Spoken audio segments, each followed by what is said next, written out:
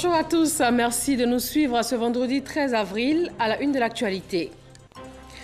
Rencontre chef de l'État, corps préfectoral. Le président Alassane Ouattara a décidé de l'alignement du statut des préfets, des secrétaires généraux de préfecture et des sous-préfets sur les grands corps de l'administration. L'ONG Vivre Debout fait la promotion de la prise en charge des personnes vivant avec un handicap des membres supérieurs ou inférieurs. Son centre orthopédique et de rééducation situé au CHU de Bouaké a été réhabilité pour 37 millions de francs CFA par le Japon. Aujourd'hui, vendredi, pour la troisième semaine consécutive, des dizaines de milliers de Palestiniens vont se rassembler à proximité de la barrière de séparation entre la bande de Gaza et le territoire israélien. Bienvenue dans ce journal de 13 heures. La Côte d'Ivoire vient de se doter d'un organe de gestion prospective de son économie. Le chef de l'État a procédé ce vendredi à l'installation et au lancement des activités du Centre national de politique économique. Il a entre autres pour mission de réfléchir sur les grands défis du développement économique de la Côte d'Ivoire. Autre lancement d'activité, le Sénat a fait sa rentrée solennelle hier à Yamoussoukro. Cette seconde chambre est une première dans l'histoire de la Côte d'Ivoire. La présidente du Sénat gabonais a été reçue par le président Alassane Ouattara. Ils ont parlé du renforcement des relations entre leurs deux pays. Alvorassa. La vénérable Lucie Milebou Busson-Boussou, présidente du Sénat gabonais, venue en Côte d'Ivoire pour participer à la cérémonie officielle d'ouverture de la session du Sénat ivoirien à Yamoussoukro, a été reçue par le président de la République de Côte d'Ivoire, Alassane Ouattara. Ils ont échangé sur les relations d'amitié et de coopération entre la Côte d'Ivoire et le Gabon. Nous avons essentiellement évoqué la relation fraternelle qui unit le Gabon et la Côte d'Ivoire, et le président nous a réaffirmé son attachement à la République gabonaise et l'attachement du peuple ivoirien au peuple gabonais. Et j'ai remercié le président, lui exprimer ma profonde gratitude pour m'avoir donné l'opportunité d'être ici, ainsi que le président du Sénat de Côte d'Ivoire, qui nous font vivre ces moments exceptionnels, intenses, historiques, et participer à la mise en place de la première législature du Sénat ivoirien est vraiment un immense honneur pour moi. La vénérable Lucie Milebou Busson-Boussou, qui avait à ses côtés le président du Sénat ivoirien, Jean-Noël Ousso-Kouadio, a par ailleurs soutenu que les deux Sénats travailleront ensemble pour échanger leurs expériences dans le cadre de la coopération ivoiro-gabonaise. La rentrée du Sénat ivoirien s'est faite à Yamoussoukro en présence du président Alassane Ouattara et des présidents des différentes institutions. Composé de 99 membres, dont 66 élus au suffrage indirect et les 33 autres nommés par le président, le Sénat est chargé d'assurer la représentativité des collectivités territoriales et aussi des Ivoiriens de la diaspora. Fijanaïma. C'est parti. Le Sénat ivoirien est entré en fonction depuis ce jeudi 12 avril 2018. La cérémonie solennelle d'ouverture de la première session ordinaire de sa première législature a été auréolée par la présence du président de la République Alassane Ouattara et des plus hautes personnalités de l'État, les présidents des grandes institutions de la République, les membres du gouvernement, les élus des collectivités décentralisées et aussi par la présence de délégations venues de l'extérieur, notamment une délégation du Sénat gabonais conduite par la présidente de cette institution. Hormis cet aéropage prestigieux, cette cérémonie solennelle d'ouverture a été aussi marquée par un signal politique fort envoyé par le RHDP, celui d'une alliance politique toujours réelle, toujours d'actualité. Le président du PDCI et président du présidium du RHDP, Henri Konan Bédié et son épouse, honoraient de leur présence l'événement.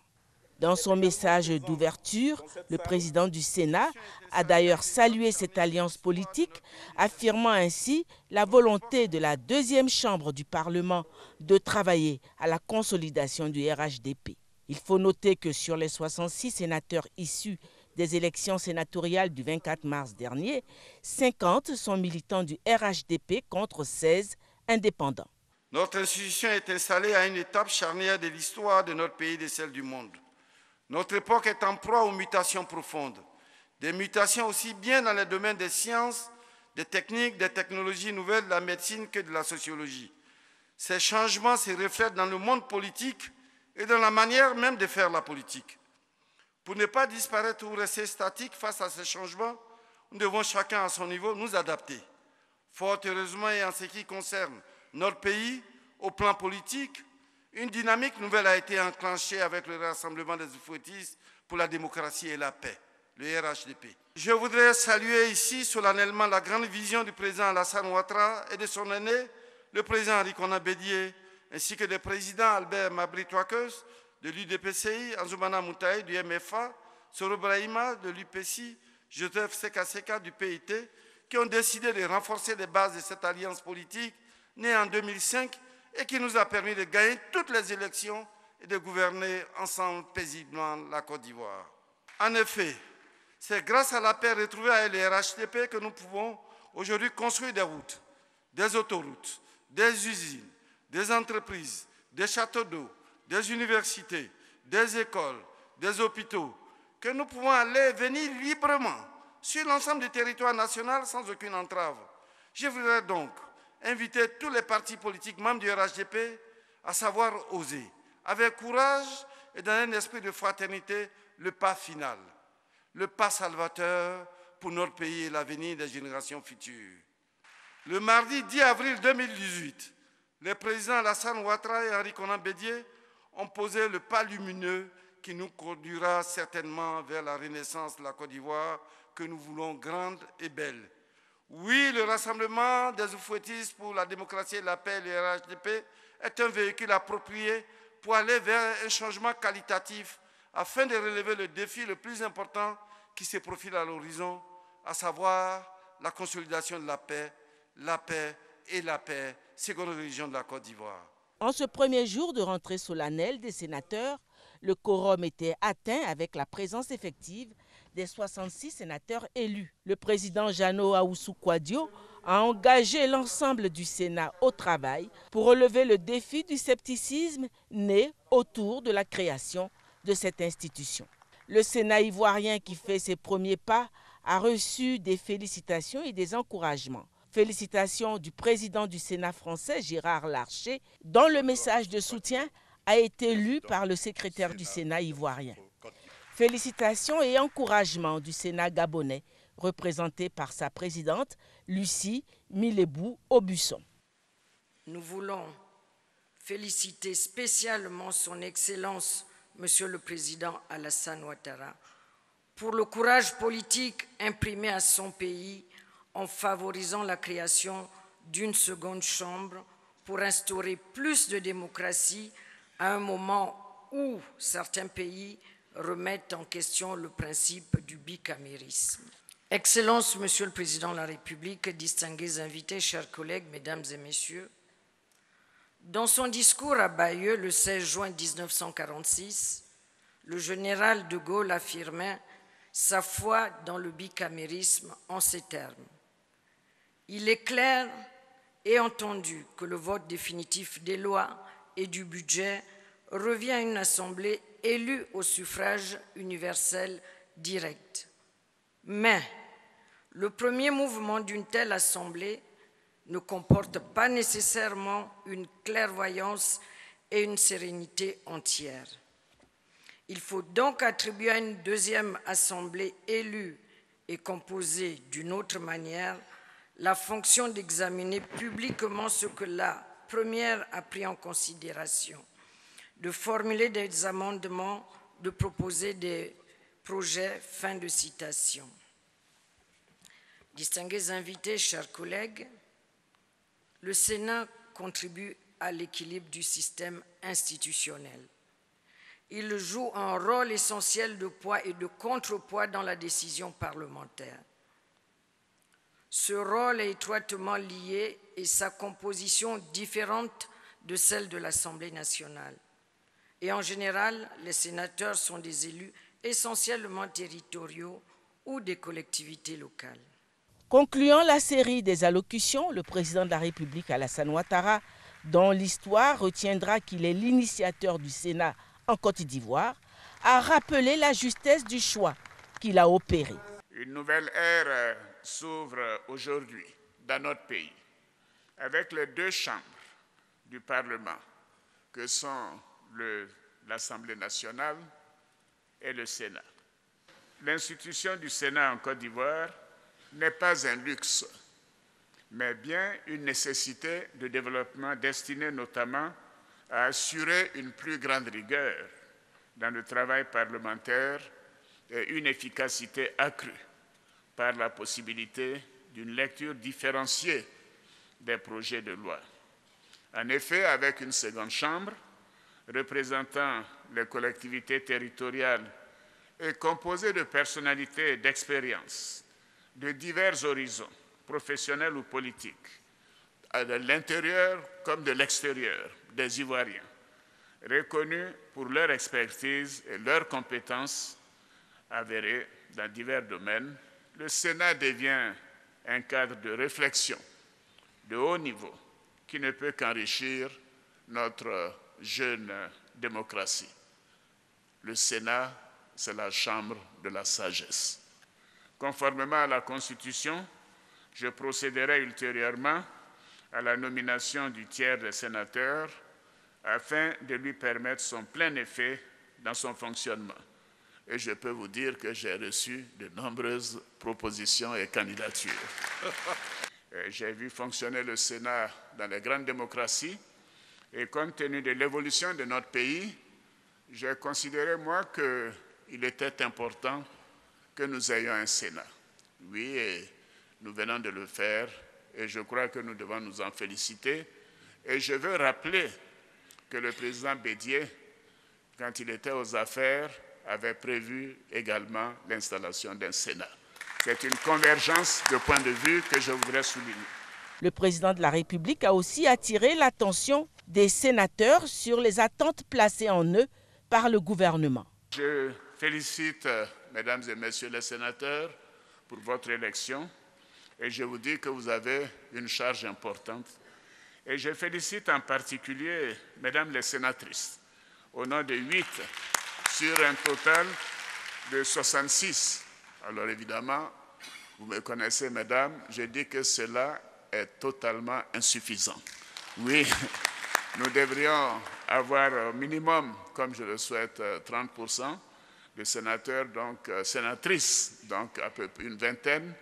Mais le temps viendra, vous savez, je suis certain que les esprits évoluent et qu'aux prochaines élections, si vous n'avez pas la majorité, vous serez au moins à 30% et je le souhaite. Honorable sénatrice, honorable sénateur, vous écrivez, chacune et chacun d'entre vous, une nouvelle page de l'histoire institutionnelle de notre pays. Les attentes sont nombreuses. Je suis convaincu que par votre ardeur au travail et votre esprit d'ingéniosité, vous saurez asseoir progressivement cette nouvelle institution. Je vous exhorte à enrichir le débat parlementaire en y apportant notamment le point de vue des collectivités territoriales que vous représentez et aussi d'apporter vos expériences plurielles. Car en regardant les CV des sénatrices et sénateurs ici, je me rends compte que nous avons de la chance d'avoir tant d'hommes et de femmes d'expérience. Tant d'hommes et de femmes d'expérience. Donc nous savons que vous contribuerez à l'amélioration de l'examen des lois. Le Sénat ivoirien, la deuxième chambre du Parlement de Côte d'Ivoire, est désormais en place et déjà au travail au sein de la Fondation Félix Houphouët-Boigny pour la recherche de la paix à Yamoussoukro, où il siège. L'ouverture de sa session ordinaire ayant eu lieu ce jeudi 12 avril, les travaux en session se poursuivront vendredi, clôture de cette première session. Et nous vous proposons à présent des réactions de personnalités présentes à cette rentrée solennelle de Yamoussoukro. Je me félicite de ce qu'il y a 8 femmes au Sénat.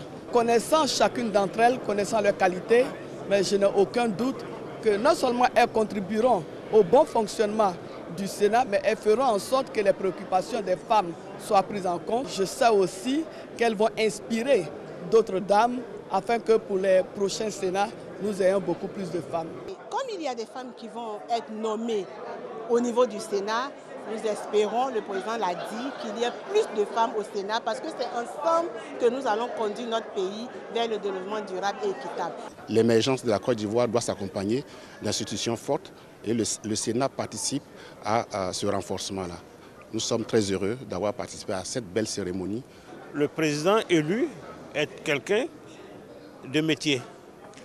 Et au cours de cette installation-là, il a démontré qu'il a la capacité de conduire le Sénat pour que la démocratie s'installe véritablement en Côte d'Ivoire. Je suis très heureux d'avoir été témoin de cet événement important qui participe à la modernisation des institutions de la République. Le Sénat qui vient d'être installé, présidé par le président Aoussou, viendra conforter le travail parlementaire que nous menons déjà à notre niveau. Le Parlement a deux chambres, les documents seront examinés par les deux chambres. Je pense que c'est un acquis diplomatique qui est renforcé ainsi. Et pour ma part, j'ai pris cet aspect parce que je voudrais qu'on arrête une fois de plus ce débat. Quand le peuple est consulté sur une question, il donne son avis. Une fois qu'il a dit oui, on s'en va et on renforce cette institution. C'est une cérémonie, je dirais, historique qui marque un nouveau pas dans la marche vers la démocratie de la Côte d'Ivoire. Et nous en sommes très heureux. Il faut renforcer cette démocratie, faire en sorte qu'elle puisse aller de l'avant pour bâtir un pays pour les générations futures. Nous venons de voir installer la deuxième chambre du Parlement ivoirien qui ouvre l'ère du bicaméralisme à la Côte d'Ivoire. Et nous espérons donc que l'examen des lois à deux chambres et la navette entre les deux parlements permettront à la Côte d'Ivoire d'avoir des lois qui aident le pays à aller de l'avant. Sur place à Yamoussoukro, le chef de l'État ivoirien a échangé avec le corps préfectoral, une rencontre à la Fondation Félix Houphouët-Boigny pour la paix qui a permis aux représentants de l'État de soumettre leurs préoccupations au président Awa Touré. Dans l'édification de notre pays ainsi que dans la performance de notre administration implique naturellement l'alignement de votre statut au même niveau que celui des autres grands corps de l'État.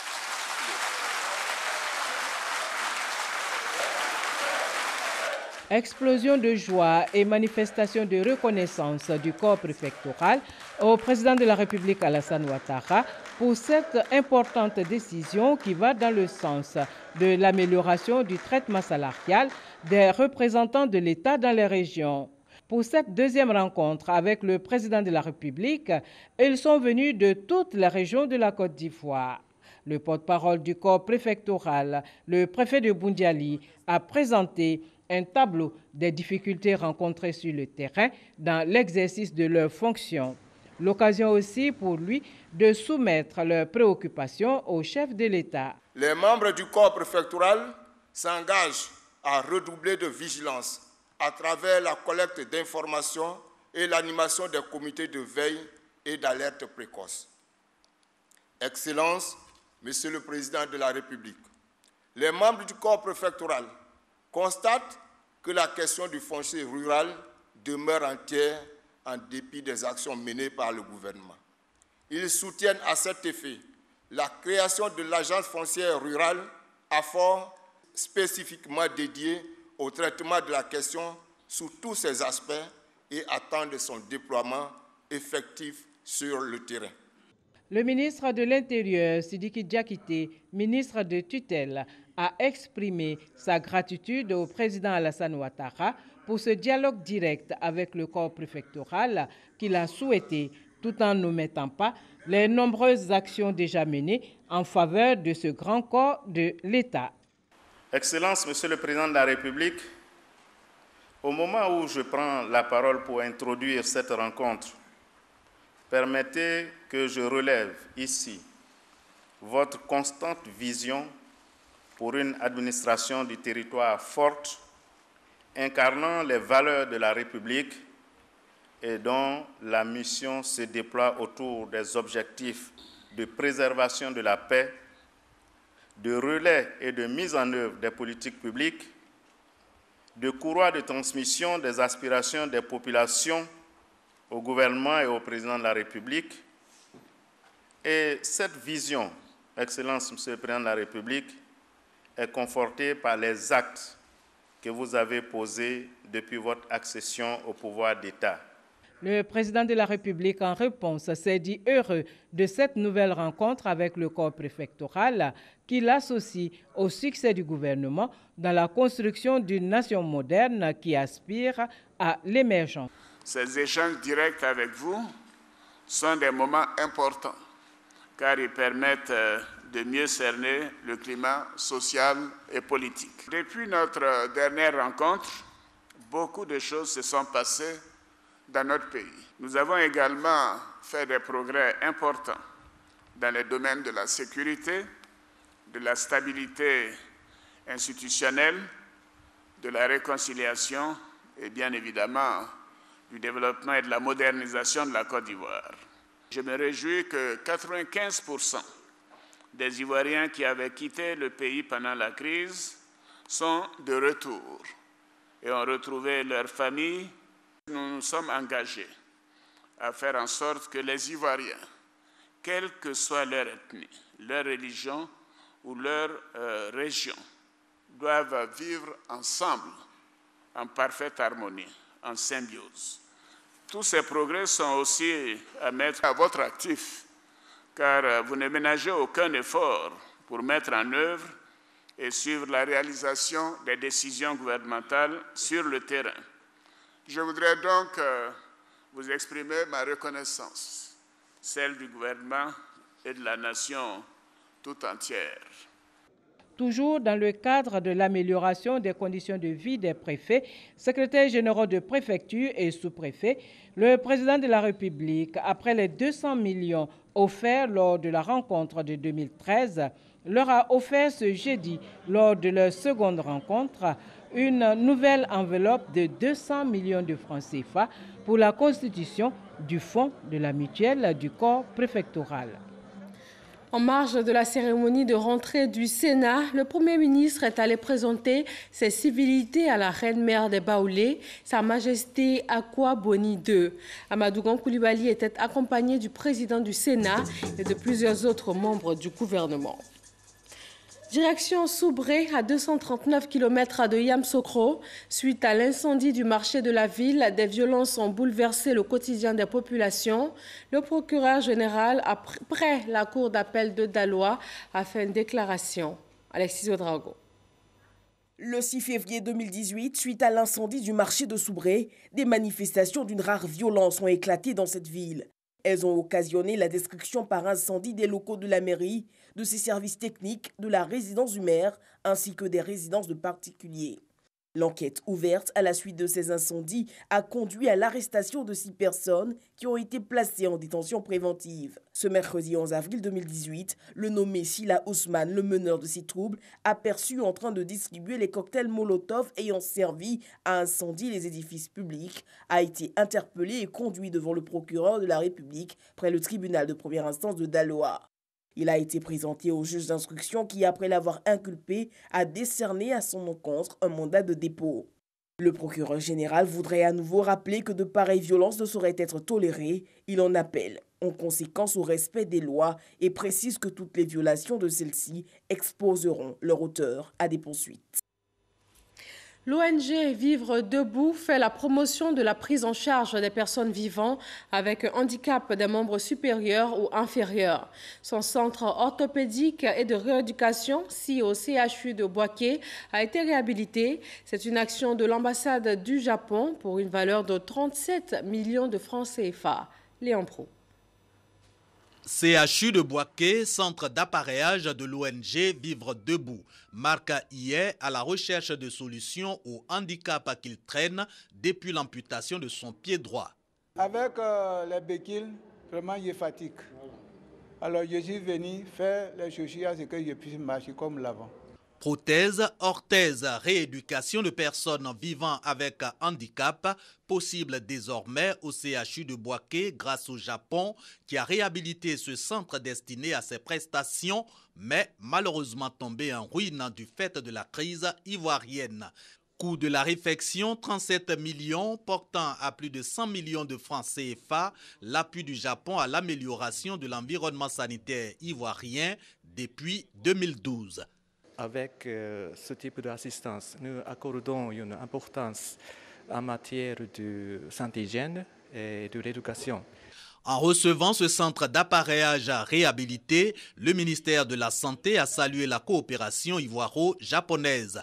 Idem pour l'ONG Vivre Debout qui ambitionne de passer de 135 à ce jour à 600 appareils orthopédiques fabriqués à Bouaké à l'horizon 2025. C'est que la Côte d'Ivoire ait la vision de pouvoir s'approprier les outils nécessaires pour la réadaptation, notamment les écoles de formation qui permettront de former des personnes sur place. La réhabilitation du centre d'appareillage de l'ONG Vivre Debout pour renforcer les capacités du CHU de Bouaké, un pan des micro-projets locaux soutenus par le Japon pour garantir la sécurité humaine.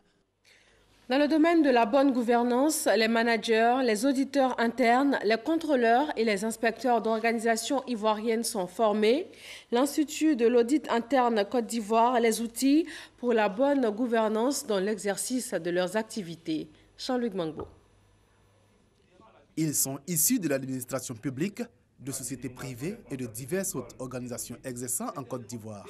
Ces managers, contrôleurs et auditeurs internes devraient sortir de cette rencontre avec de nouvelles connaissances sur la pratique du contrôle interne. On va d'abord comprendre le volet contrôle dans notre environnement, comment est-ce que cela s'est fait. On va le faire au regard d'un référentiel, donc on va voir comment est-ce que ça se fait ailleurs. Donc on va faire comparer ces deux et puis on va voir comment est-ce qu'on peut améliorer ce qui s'est fait chez nous. Le contrôle interne est considéré comme un des principaux outils de la bonne gouvernance. La bonne gouvernance, c'est quoi? C'est vous prenez une décision. Il faut bien qu'il y ait des gens qui mettent en œuvre, mais il faut bien qu'il y ait des gens qui viennent évaluer si les décisions que vous mettez en œuvre là, sont mises en œuvre conformément aux décisions qui ont été prises.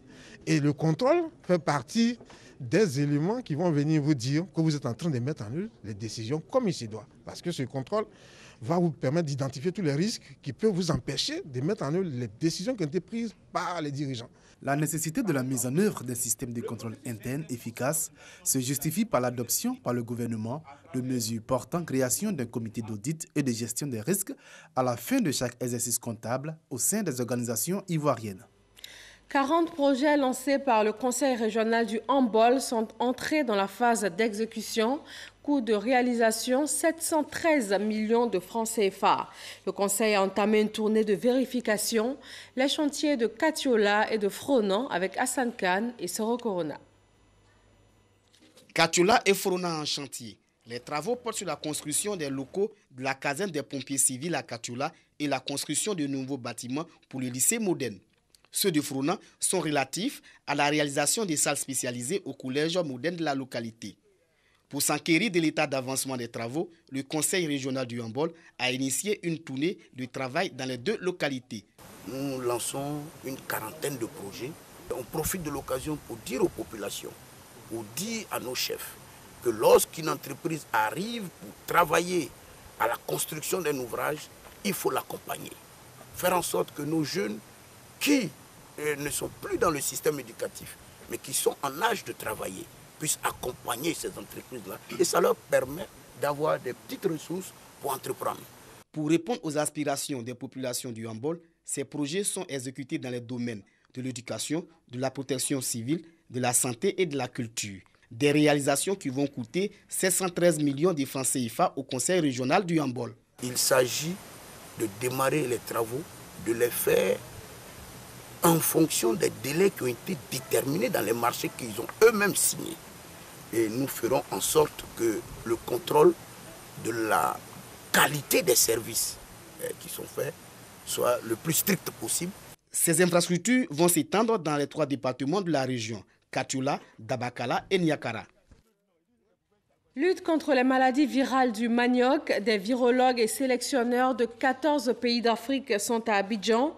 Ils travaillent sur la mise en place de stratégies en vue de freiner la propagation de la mosaïque africaine du manioc. C'est une maladie qui peut entraîner 40 à 70% de perte de rendement.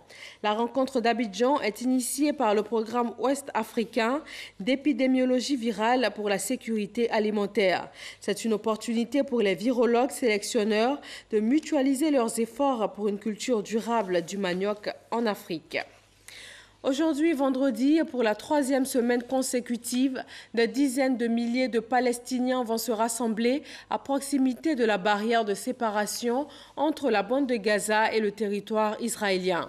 Le mouvement a été baptisé Grande Marche du Retour pour réclamer le droit au retour des réfugiés palestiniens sur les terres qu'ils ont quittées il y a 70 ans à la création de l'État d'Israël, mais aussi la fin du blocus imposé à l'enclave palestinienne. Ces dernière semaine, l'armée israélienne a tiré à balles réelles sur les manifestants. Depuis le début de cette marche, 33 Palestiniens ont été tués. Et voilà, c'est tout pour ce 13h. Merci de vous informer sur RTI 1. Très bon vendredi à tous.